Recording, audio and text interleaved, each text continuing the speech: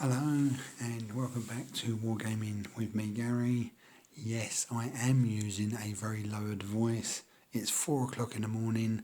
I've been dealing most of the night with a plumbing issue and can't get to sleep.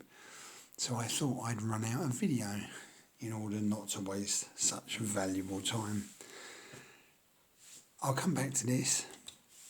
First off, I'll just go through what it's all about. So at the moment I'm working on an Athenian army and I'm looking particularly at shield designs, which has offered some real scope, and this is where this comes in, but we'll get into that. The idea comes from a book from Mary Reynolds, or several books from Mary Reynolds, where she talks about a city guard in Athens, in ancient Athens during the Peloponnesian War. And don't worry, this isn't my only reference point. I've also looked this up, and there was a force called, now I'll try to pronounce this as best I can, called the Astomani, which was around about which was present around about the 5th century BC. Now, what I have found out about this force was it was predominantly slaves. And they were used to enforce not the law, not how we understand it now, but manage things. So things like the markets, the war, like they often manned the walls, the Athenian walls, those types of things. And they were managed themselves by the Athenian Supreme Court. So I mean, it could be, I guess, and I don't have any reference for this, but I suppose joining this Astomani could have been a way for slaves to increase or improve their position in the Athenian city-state. I think that's a reasonable assumption or guess, for want of a better word. Anyway, as I've stated, there's no real evidence that this force was ever used as a fighting force or a unit or a regiment, but my imagination just run wild and I thought it would be a really good idea to make something up which could be used, and I've found the figures I want to use for it. But the important thing here was to find a shield design, as the unit I want to use will have a uniformed look, very similar armour and shield with shield emblem. So probably not historically correct, but in my mind's eye, sounded like a really good idea, so I had to do it, and I'm going to do this unit and just see how it turns out. I might use more units for fantasy wargaming. Now, coming back to the page in front of you, the only problem I have with my imagination and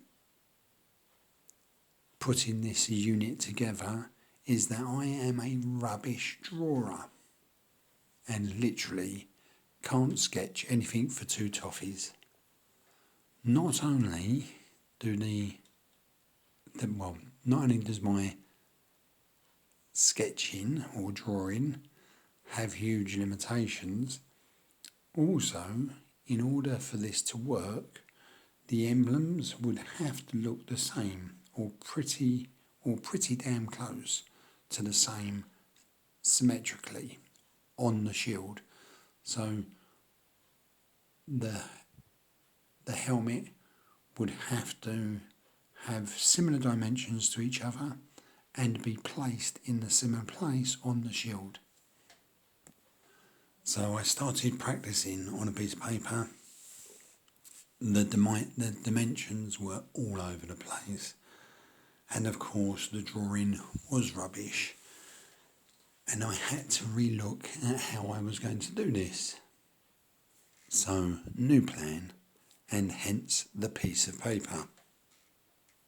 So I drew some circles, poorly of course because I am a rubbish drawer, and put some straight lines across, creating quarters of the shield, just like this. I then went back to my rubbish drawing, which I'm sure Davey and Lorna, two of my subscribers who just happen to be sketch artists, could have probably helped me with. Unfortunately, being the impatient chap that I am, I can't wait for that. So I did this. Now, although my drawing's not very good, what you can see from this, if I can just get a pointer, is that the various parts of the helmet are all aligned more or less on the parts of the shield. So the tip of the horsehair, as you can see, is at the top of that line. The points of the chin guard or the cheek guard is down in this quarter, and the same with the back part here. So my plan there has worked quite well. Now all I've got to do is replicate this onto the actual shields. So I picked the colour scheme, which is black, mostly black with whitey grey, and then I drew the straight lines across the shield and filled in the diagram in the middle, and this is what I've been left with. Now I'm not too upset with how this has turned out. As you can see, the helmet's reasonable. I've kept it very, very simple, but it's got a very classical look to it, which is what I was after. I've also done like the surround is white, and I've put some black dots in just to give it a bit more of a nice edge.